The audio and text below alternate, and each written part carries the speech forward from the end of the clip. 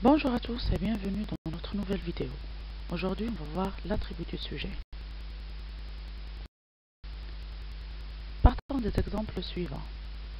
Mariam est contente, Clara devient une chanteuse, le tableau reste à restaurer, il semble méchant, il le semble. Alors, les questions qu'on peut se poser.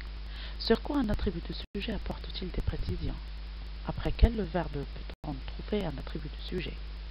À quelle classe grammaticale peut appartenir un attribut du sujet? Revenons à nos exemples.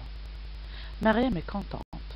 Comme vous voyez, si j'extrais la partie rouge, il me reste Mariam est. Ma phrase n'aura pas de sens. Elle sera incomplète et incorrecte. De même, dans le deuxième exemple, Clara devient une chanteuse. Si j'extrais la partie rouge, une chanteuse, il me reste Clara devient. Cette phrase est incorrecte, incomplète. Donc, la première des choses à retenir, c'est que un attribut du sujet donne des informations sur le sujet. Il ne peut ni être supprimé ni déplacé. L'attribut du sujet vient toujours après les 7 verbes d'état, à savoir être, sembler, paraître, rester, avoir l'air, devenir et demeurer.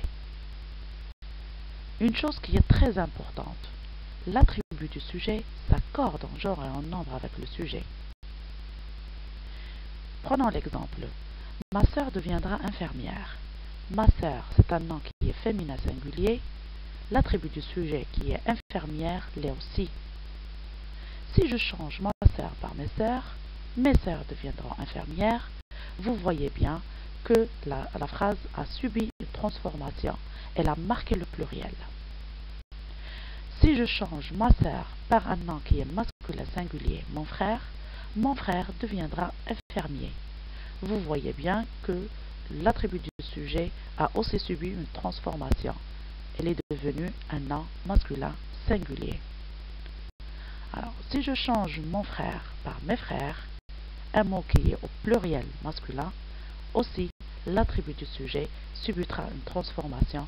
Il sera aussi un nom masculin pluriel.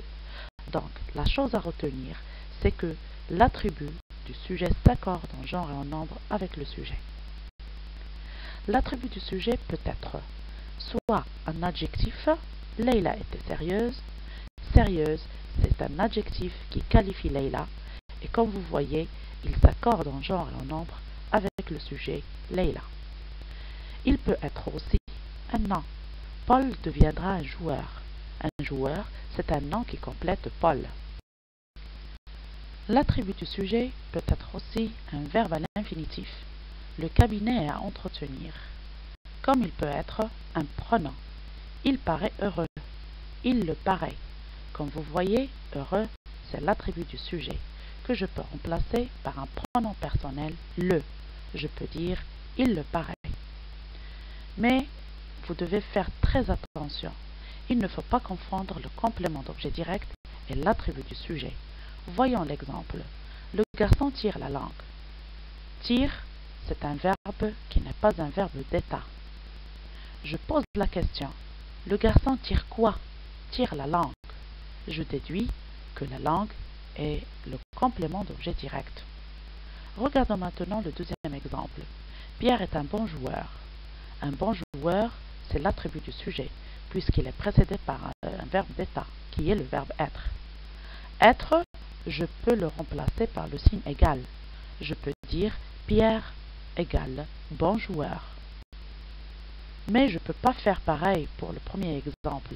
Je ne peux pas dire le garçon égale la langue, sinon ça n'aura pas de sens. Donc déduisez toujours, je peux placer et remplacer le verbe d'état par le signe égal. Dans le cas contraire, si ma phrase n'aura pas de sens, donc ce n'est pas un attribut du sujet, c'est plutôt un complément d'objet direct. Merci pour votre attention et n'oubliez pas de faire les exercices d'application que vous allez voir par la suite, ainsi que les exercices de prolongement que je vous remettrai plus tard.